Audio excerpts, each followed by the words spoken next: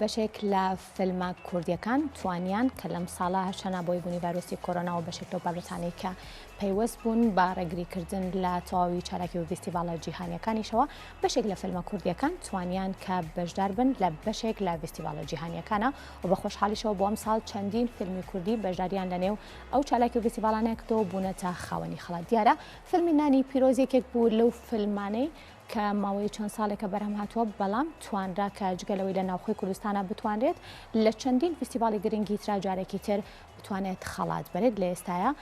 فیلمی نانی پیرۆز دیارە توانیوێتی کەیەک لە یەکێک لە فستیڤالە هەرە دیار و گرنگەکانی نێو ئیتالیا کە ئەویش فستیڤالی دینی ئەمڕۆیە توانی کا ببێتە خاوەنی خەڵات و چەندین خەڵاتی گرنگ بەدەست بێنێ و فیلمەکە نمایش بکرێت و بێگومان بتوانێت جارێکی تریش سینەما و ئەکتەر و سینەماکارانی کوردیش لە دەرەوە بتوانن بەشداری فستیڤالە گرنگەکان بکەن. فیلمی دۆکومنتی نانی پیرۆز لە دەرهێنانی خاڵە خۆشبوو ڕەحیم زەبیحی و لە بەرهەمهێنانی توورەج ئەسڵانیە خەڵاتی باشترین بەڵگە فیلمی بەشی پێشبڕکێی سەرەکی 24مین خولی فستیڤالی نێودەوڵەتی فیلمی دینی ئەمڕۆی لە وڵاتی ئیتالیا بەدەستهێنا.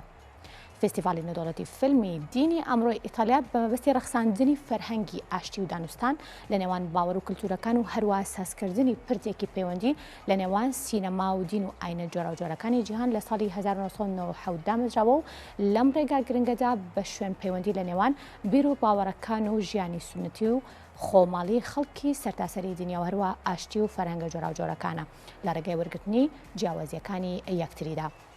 24مین خولی ئەم فستیڤالە هونەریە بە نمایشی فیلمە سینەمایەکان بەڵگە فیلم و کورتە فیلمەکانی سینەماکارانی وڵاتانی جۆرا و جۆری جیهانن لە ڕۆژانی 22 تا 29 سپتەمبەری ساڵی بۆ ئەم ساڵ لە شاری تۆرۆنتۆ لە وڵاتی ئیتالیا بەڕێوەچوو.